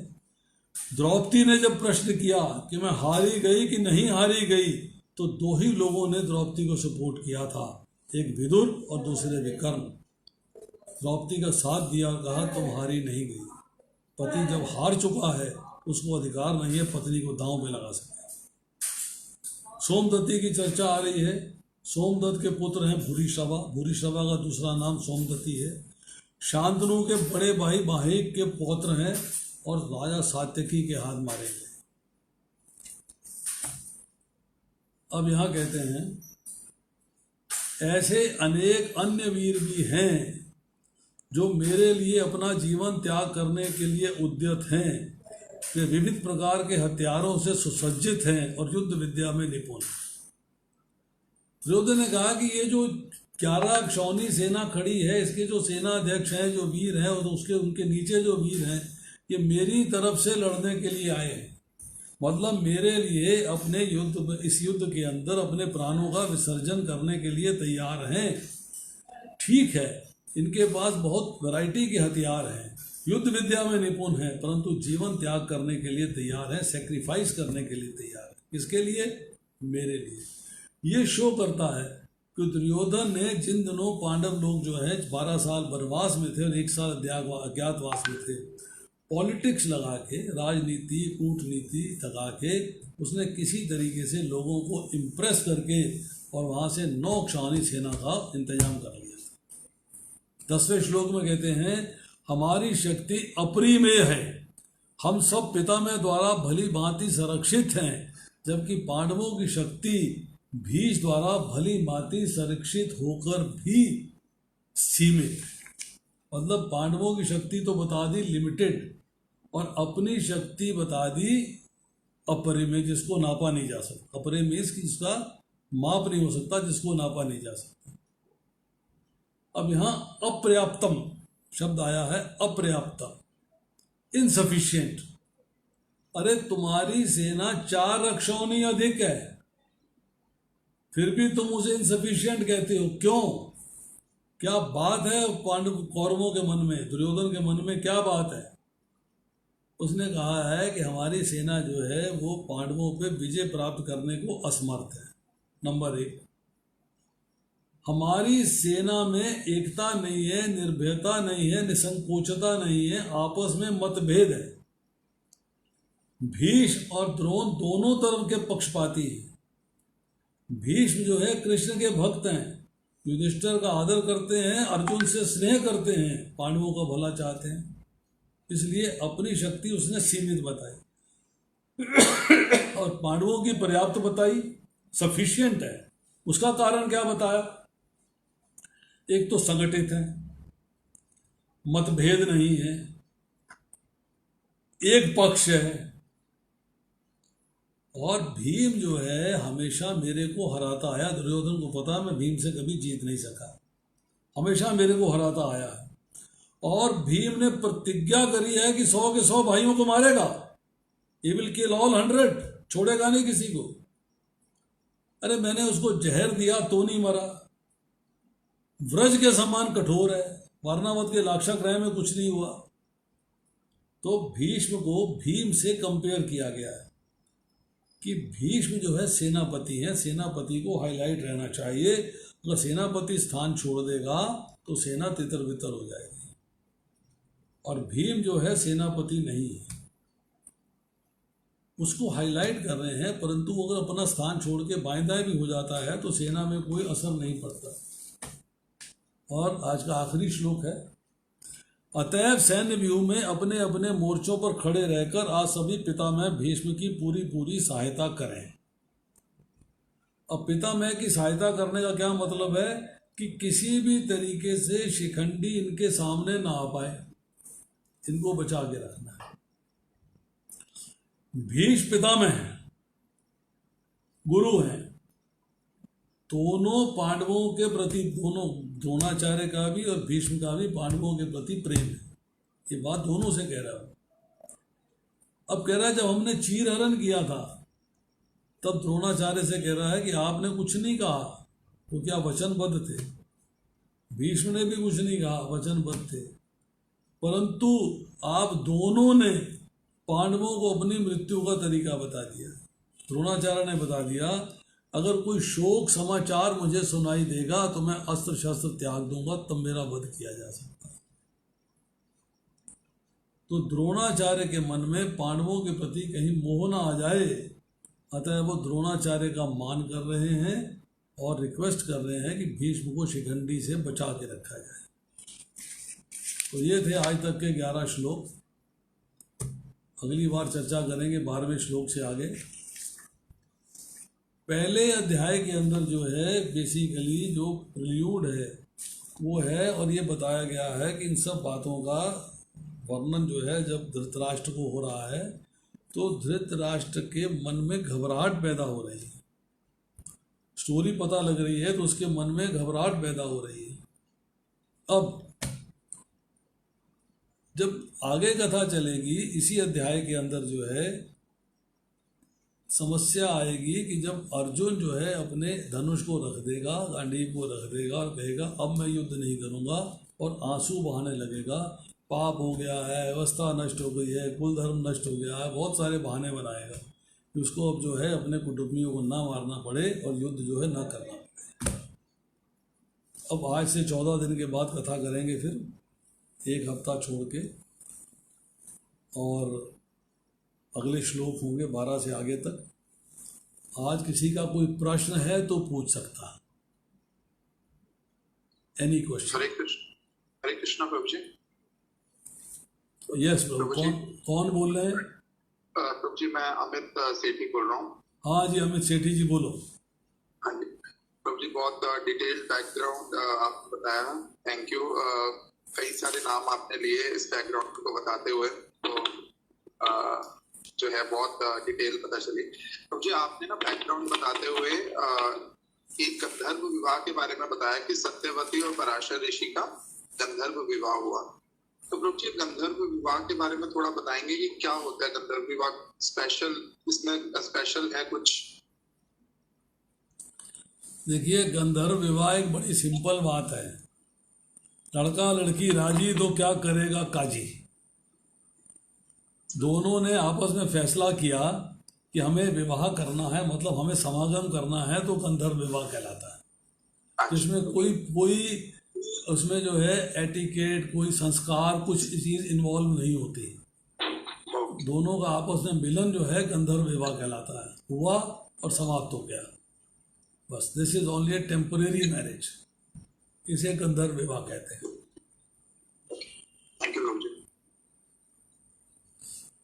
और कोई प्रश्न? शांति माता पूछ लो आप भी। हाँ प्रभु जी, एक प्रश्न मेरा भी है। हाँ प्रभु जी, ये विकर्ण जो था ये किनका पुत्र था? विदुर जी का पुत्र था क्या, जिन्होंने धर्म के साथ दिया? भैया सारे के सारे पुत्र जो हैं वो गांधारी के हैं। अच्छा। सब पुत्र गांधारी के हैं। और गांधारी जो है उसने क्रोध में आके अपने गर्भ को गिरा दिया था। अच्छा। क्योंकि ये फैसला हुआ था, ये डिसीजन, जब जो पांडव जो है आ गए थे वापस, पांडु की डेथ हो गई थी वन में, तो उनकी माता कुंती पांडवों को लेके वापस आ गई थी। तो वापस आने के बाद जो है जब इनका द्रौपदी से विवाह हो गया, नहीं तो उसमें ये हुआ कि जब ये जब पांडु जो हैं उनके जब पुत्र होना था, इधर से धृतराष्ट्र के पुत्र होना था, तो राजा कौन बनेगा ये फैसला करना मुश्किल था। कि धृतराष्ट्र जो है ऑफिशियल राजा तो पांडु को बनाया था, पांडु वन में चले गए थे। तब ये फैसला हुआ कि जिसका संतान पहले होगी वो राजा बनेगा। अब जब प्रेगनेंसी होती है तो ये पता लगता है कि जो कुंती है उसकी संतान गांधारी से पहले हो जाएगी। तो गांधारी को क्रोध आ जाता है कि मेरे संतान पहले नहीं हुई तो मेरा पुत्र राजा नहीं बन पाएगा। तो क्रोध में चीखते चिल्लाते हुए, रोते कलपते हुए उसने जो है अपने पेट पे प्रहार किया है और अपने गर्भ को गिरा दिया है। जब गर्भ गिरा दिया है तो वेद व्यास जी वहाँ उस वक्त उपस्थित थे। उन्होंने देखा ये सारी घटना हो गई है, तो उन्होंने जो है उनको जो है घड़े लेके उसमें जो कुछ औषधियाँ, कुछ सामान मिला के, घी वगैरह सब मिला के उसके अंदर जो है तैयार किया और गर्भ के 100 टुकड़े किए, क्योंकि गांधारी को 100 पुत्रों का वरदान दे चुके थे पहले। तो अब उन्होंने जो है 100 भागों में बांटा, तो 100 भागों में से जो है 100 पुत्रों की प्राप्ति हुई। जब दुर्योधन की प्राप्ति हुई है तो बड़े उत्पात हुए थे, तभी उल्टी सीधी बातें हुई थी। तब उन्होंने कहा कि साहब ऐसा है कि ये, बाद में कहा इसको त्याग दो, ये तुम्हें दुखदाई होगा, सारे परिवार का नाश कर देगा। और वही हुआ कि दुर्योधन की जिद ने सारे कौरव वंश का नाश कर दिया, सिर्फ 5 पांडव बचे और कोई नहीं बचा। विकर्ण जो था, जो द्रौपदी के लिए आवाज उठाया था कि ये अत्याचार है, ये गलत है, विकर्ण युद्ध में मारा गया कि नहीं मारा गया? विकर्ण जो दुर्योधन को रोका था। देखिए बचा कोई भी नहीं। अच्छा, आप तो विकर्ण तो पांडव युद्ध कर रहे थे ना? नहीं, पांडवों को सपोर्ट कर रहा है, पर युद्ध तो दुर्योधन की तरफ से कर रहा है ना। युद्ध में कॉम्प्रोमाइज नहीं है। उसने देखिए एक आवाज उठाई है, पर पांडवों की तरफ नहीं गया वो। उसने एक आवाज उठाई है और उस आवाज के अंदर जो है उसने कहा है कि भाई मैं युद्ध तो अपने भाइयों के साथ करूंगा ना, वो युद्ध तो अपने भाइयों के साथ करूंगा। तो युद्ध अपने भाइयों के साथ कर रहा, परंतु मारा गया है वो, उसको मृत्यु प्राप्त हुई है दुर्योधन की तरफ से युद्ध करते हुए। एक अकेला वो था और एक विदुर थे जिन्होंने द्रौपदी को सपोर्ट किया था कि तुम हारी नहीं गई हो। परंतु अपने भाइयों का साथ नहीं छोड़ा। नहीं छोड़ा, ठीक वही एक मैं आवाज ठीक उठाई, बोल रहे हैं। सिर्फ एक आवाज नहीं उठाई, परंतु अपने भाइयों का साथ नहीं छोड़ा। और कुछ? प्रभु जी अच्छा प्रभु जी, ये जो एक मिनट प्रभु जी क्षमा कीजिएगा, जैसे 5 पांडव देह त्याग के स्वर्ग चले गए, तो क्या ये लोग जितने भी भगवान के इस युद्ध महायुद्ध में मारे गए हैं, क्या ये लोग सब भागवत धाम गए हैं? 100 कौरव, धृतराष्ट्र, कुंती, पांडु, ये सब के भागवत धाम गए हैं? ऐसा है कि भगवत धाम जाना कोई आसान कार्य नहीं है। जी अगर भगवान कृष्ण ने मारा है जी, तब उन्हें जो है ब्रह्म ज्योति की प्राप्ति होती है। ओके, जैसे कि जितने असुरों को मारा गया भगवान कृष्ण ने मारा है, तो उनको जो है भगवान के ब्रह्म ज्योति वाला जो पाठ है उस जगह की प्राप्ति होती है। भगवान के धाम अर्थात जो भगवान का गोलोक वृंदावन है उसमें वो नहीं गए, तो उसको भी हम कहते हैं कि भगवान ने उन्हें मोक्ष दिया। जी, क्योंकि मुक्ति जो है 5 प्रकार की है, 5 प्रकार की चीज। ठीक है कि नहीं? उसमें ये मुक्ति जो है उन्हें दी गई। तो धाम की अधिकारी कौन है? इनमें तो कोई नहीं है, फिर अर्जुन 5 पांडव कोई भी नहीं है। नहीं, ऐसा है कि धाम के अधिकारी अगर आप देखेंगे कि भगवत गीता के अंदर, और वैसे भी एक लीजेंड है कि आप जब बद्रीनाथ धाम जाते हैं तो वहां से स्वर्ग जाने का रास्ता है कि 5 पांडव स्वर्ग गए, जी ठीक है कि नहीं?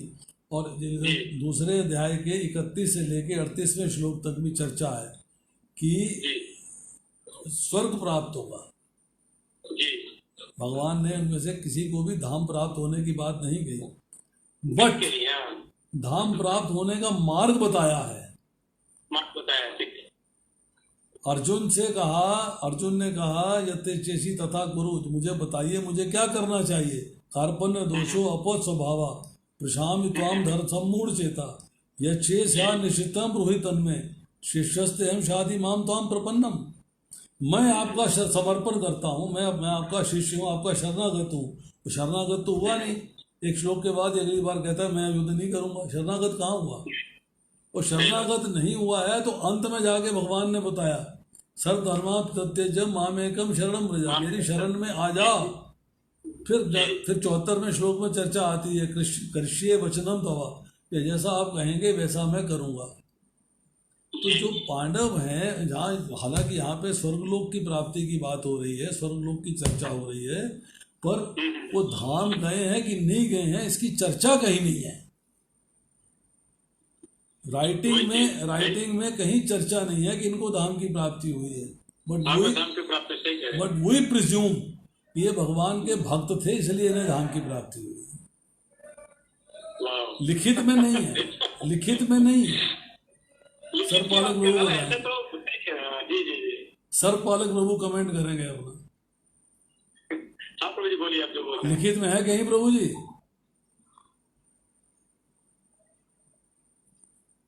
सरपालक प्रभु शांत बैठे हैं बिल्कुल एकदम। कहीं पर भी महाभारत के अंदर लिखित में नहीं है कि ये लोग धाम की प्राप्ति किए हैं। सिर्फ स्वर्गलोक की प्राप्ति की बात हो रही है, स्वर्गलोक की चर्चा चल रही है। परंतु हम ये प्रिज्यूम करते हैं कि चूंकि भगवान के भक्त हैं, भगवान का साथ थे, इसलिए इन्हें धाम की प्राप्ति हुई है। ये हमारा प्रिजम्पशन है। राइटिंग में नहीं है कहीं, राइटिंग में सारी जगह स्वर्ग की प्राप्ति की बात हो रही है। और बताइए। बस वही है, एक कंफ्यूजन था मुझे, मतलब कई प्रश्न किए थे कि 5 पांडव भागवत धाम बोले धाम गए कि नहीं, मेरे पास इसका जवाब नहीं था। तो मैं यही चीज आगे भी कहा था कि मुझे भी अभी तक सुनाई नहीं दिया कि भागवत धाम गए हैं, लेकिन विश्वास है कि क्यों नहीं जाएंगे, क्योंकि 5 पांडव जो है धर्म के पक्ष में था। मैंने कहा ना कि भगवान हम प्रिज्यूम करते हैं, हो सकता है किसी शास्त्र में उल्लेख हो कि ये धाम गए हैं, परंतु हमने जितना पढ़ा है उसके अंदर हमें कहीं लिखा नहीं मिला कि ये भगवान के धाम गए हैं। तो स्वर्ग की प्राप्ति की बात हो रही है। वो तो वही है, परंतु स्वर्ग की प्राप्ति के बाद से लौट के आना भी पड़ता है ना मृत्यु लोक में दोबारा। अब वही तो हम कहते हैं, स्वर्ग प्राप्ति के बाद भी कुछ ऐसे लोग होते हैं जो लौट कर नहीं आते, ब्रह्म लोक तक चले जाते हैं, वहां से फिर भगवान के धाम चले जाते हैं, उच्च कोटि में चले जाते हैं। वहाँ जरूरी नहीं है कि वो वापस लौट के आएंगे। तो वहां से प्रोग्रेस करके ब्रह्मलोक तक चले जाते हैं। ब्रह्मलोक के बाद फिर ब्रह्मा जी के साथ भगवान के धाम चले जाते हैं। और कोई प्रश्न करने दीजिए, मेरे प्रश्न तो ही था, हरि बोल, संतुष्ट हो गए। Any other question?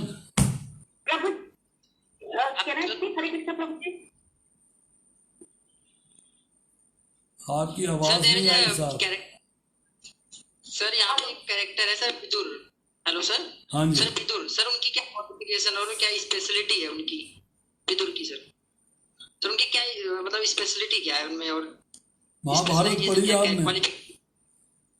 महाभारत पढ़ी है सर? टीवी पे देखा है। टीवी पे देखा। विदुर जी जो हैं वो, देखिए अब थोड़ी सी चर्चा हमारी रह गई थी, उसकी पूरी कर लेते हैं कि विचित्र वीर्य जो है, सत्यवती के जो पुत्र हैं, वो भोग विलास में शरीर छोड़ देते हैं जल्दी। अब सत्यवती का जो प्रोजेक्ट है कि मेरी ही औरस पुत्र है, मेरी ही मतलब जो वंश है, उसी का व्यक्ति जो है वो राज्य में बैठेगा, तो अब तो कोई रहा नहीं। अब बड़ा सोच विचार करके वो भीष्म पिता में से कहती हैं कि भाई अब जो है मैं तुम्हारा वचन जो है उसको तोड़ने को बोलती हूँ, तुम इन दोनों स्त्रियों से जो है पुत्र की प्राप्ति करो जो कि आगे राज्य चलाए। तो भीष्म कहते हैं कि मैंने प्रतिज्ञा कर रखी है, मैं ये कार्य नहीं करूँगा। अब सत्यवती जो है फिर जो है बड़े डरते डरते भीष्म से डिस्कस करती है कि मेरा विवाह से पहले एक पुत्र था महर्षि पराशर के साथ, व्यासदेव। तुम कहो तो मैं उसको बुला के जो है संयोग करा दूं, इसको नियोग कहते हैं। नियोग, अगर संतान प्राप्ति के बिना पति की डेथ हो जाती है तो स्त्री जो है दूसरे पुरुष के साथ परिवार वालों की रजामंदी से नियोग कर सकती है। तो एग्री हो जाते हैं, ठीक है करवा लीजिए। तो कृष्णद्वैपायन का आवाहन किया जाता है। वो जब आते हैं अपनी माता के पास तो माता उनसे कहती है कि ऐसा ऐसा समस्या है, इस प्रोजेक्ट में तुमको सपोर्ट करना है, तुमको जो है पुत्र की प्राप्ति करानी है। कहते हैं ठीक है। तो महर्षि जो है दाढ़ी है, जटाजूट है, जो चेहरा भी बहुत अच्छा नहीं दिखाई दे रहा और थोड़े नाटे भी हैं, मतलब जिसे कहते हैं कि राजा की तरह बड़े मेधावी, सुंदर, बलवान नहीं दिखाई दे रहे। तो अंबिका जो है उसको भेजा जाता है कि यस तुम जो है इनके साथ सहयोग करो। जब अंबिका जाती है तो अंबिका देखती है कि ये व्यक्ति जो है इतना सुंदर तो है नहीं, राजा तो दिखता नहीं है, अजीब सा सन्यासी है, जटाजूट धारण किए हुए है, मूछे दाढ़ी बड़ी हुई है और नाटा सा है, सांवला रंग है, तो उसको पसंद नहीं आता। और पर चूंकि सास का आदेश है, नियोग करना है, उसके बिना चारा नहीं है, तो वो उनसे मिलती है और आंखें बंद कर लेती है, आंखें बंद करके मिलती है, जो करना करो भैया, मेरी जान छोड़ो। तो व्यासदेव जी जो है संभोग करने के बाद उनसे कहते हैं कि तुमने भय के मारे आंखें बंद कर ली थी, तुमने मुझे पसंद नहीं किया, तुमने भय के मारे आंखें बंद कर ली थी, इसलिए तुम्हें अंधा पुत्र होगा। तो अंधा पुत्र हुए धृतराष्ट्र। अब आई अंबालिका की बारी। अंबिका ने अंबालिका को गाइडेंस दे दी, भी ऐसे ऐसे हैं जिनसे तुझे मिलना है। जब अंबालिका मिलने के गई है, उसने जब महर्षि व्यासदेव को देखा है तो उसने घबरा के भय से पीली पड़ गई है, वो पीली, जैसे कि सारा खून चूस लिया हो। संयोग हुआ, महर्षि व्यासदेव ने कहा कि तुम जो है मेरे से संयोग करते समय भय से पीली पड़ गई थी, इससे तुम्हें पुत्र प्राप्त होगा जिसको पांडु रोग होगा, पांडु पीलिया को कहते हैं, पांडु रोग होगा। बात हो गई। अब जो है जब ये बातें सत्यवती को पता लगी हैं तो सत्यवती अंबिका से कहती है कि तू एक बार और संयोग कर और पहले वाली सिचुएशन मत लाना, पहले वाले हालात मत पैदा करना, तू एक बार और संयोग कर। तो अंबिका कहती है कि बड़ी मुश्किल पड़ गई है, सास से तो कुछ कह नहीं पाई, और अल्टीमेटली जो है उसने अपनी जो प्रिय दासी थी, प्रिय दासी, उसको ये बोला कि तू जाके मेरी जगह संयोग कर ले, मैं कह दूंगी कि मैं गई थी। तो प्रिय दासी जो है व्यासदेव जी के पास जाती है अब वो समर्पण की भावना से गई है, आदर की भावना से गई है, सम्मान की भावना से गई है, प्रेम की भावना से गई है कि मेरे ऐसे भाग्य कहाँ, कितने महान ऋषि से मेरे को पुत्र की प्राप्ति होगी। कितने महान ऋषि, मैं तो नौकरानी हूँ भाई, मैं तो दासी हूँ, मेरे भाग्य में कहाँ है कितने महान ऋषि से मुझे पुत्र की प्राप्ति होगी। तो वो पूर्णतया महर्षि वेदव्यास के प्रति समर्पित थी, तो उनसे पुत्र की प्राप्ति हुई है विदुर जी। तो विदुर जी जो है विद्वान थे,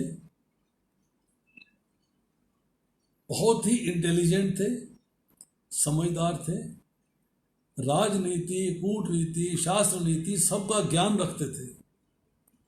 इसीलिए उनको जो है कौरव राज्य का महामंत्री बनाया गया। सहिष्णु थे, मीठे स्वभाव के थे, बड़ा शांत स्वभाव था। तो विदुर जी की जो महाभारत पढ़ेंगे तो जो उसका विदुर पर्व है, उसके अंदर विदुर पर्व में अध्याय हैं कुछ विदुर नीति के नाम से। उसकी सेपरेट बुक भी छापी हुई है लोगों ने, विदुर नीति। मतलब विदुर जी ने जो है रूल्स बताए हैं, नीति बताई है कि किस तरीके से राज्य चलना चाहिए, किस तरह संबंध होने चाहिए, कैसा दूसरों से व्यवहार होना चाहिए, पूरा का पूरा ज्ञान जो है उन्होंने दिया है। उन्हीं विदुर जी ने जब वारणावत का लाक्षागृह था तो इनके पास एक संदेश भेजा था, बड़ा गहन गूढ़ संदेश था कि जिस तरह चूहे बिल बना के अपनी व्यवस्था करते हैं छुपने के लिए, निकलने के लिए, ऐसी व्यवस्था रखना। तो पांडवों ने सुरंग बना ली थी, जैसे ही वहां जलाया गया पांडव सुरंग के रास्ते निकल के बाहर चले गए और वनवास किया। तो Vidur ji was very intelligent person. Dhritarashtra के एक सौतेले भाई थे, एक तरीके से सौतेले भाई थे। लेकिन प्रभु जी शांतनु का वंश तो नहीं रहा ना, इन सब विदुर और ये शांतनु का वंश में तो नहीं कहलाएगा, ये चंद्रमंती का यहाँ से कन्वर्ट हो गया ना। क्या मतलब? जो विदुर जी थे, धृतराष्ट्र थे, पांडु था, ये शांतनु का वंश तो नहीं कहलाएगा। शांतनु का वंश नहीं था, नहीं था ना? नहीं था, परंतु पिता वेद व्यास थे इसलिए उनके भाई कहलाए गए। बस वही था, सही कह रहे, सही कह रहे।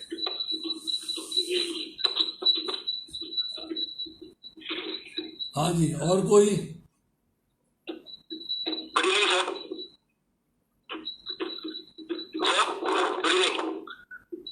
सर मेरा एक सवाल है कि महाभारत की स्टार्टिंग जब हुई है तो फिर उसमें जो मतलब जो मेन कैरेक्टर्स है हमारे पास, जैसे मतलब नाम का नाम हो जाता, मतलब जो तीर की सेवा पे लेट गए थे सर, तो उन्होंने सबसे बड़ी मतलब मिस्टेक क्या करी थी जिसकी वजह से महाभारत स्टार्ट हुआ?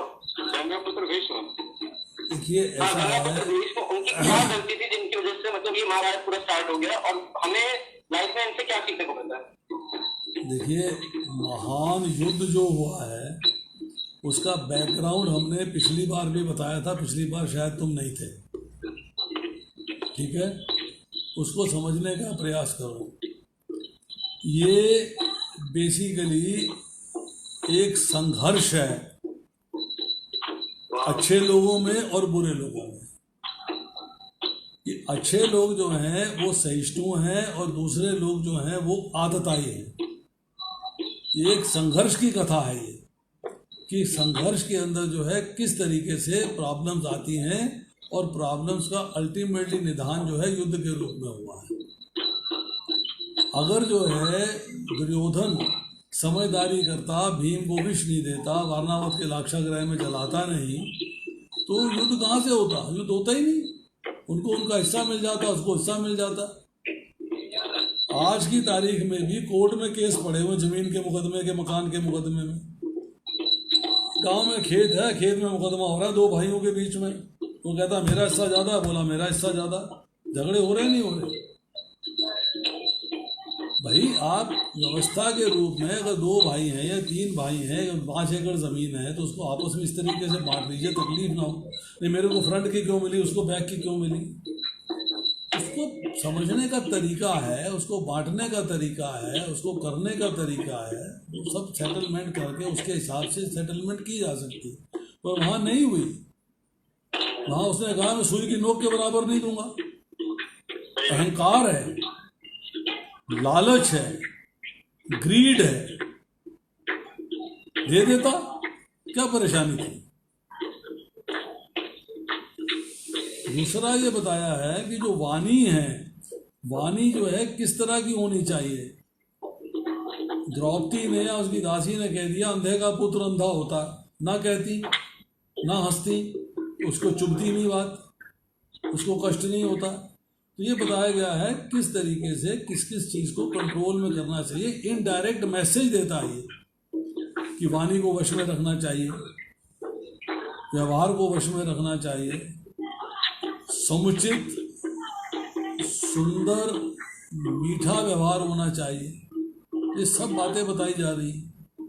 तो इसके पीछे बैकग्राउंड के अंदर जो है आपको उसका कोई ना कोई निष्कर्ष निकलता है, कोई ना कोई संदेश मिलता है। हमें उस संदेश को समझना चाहिए। और कोई प्रश्न?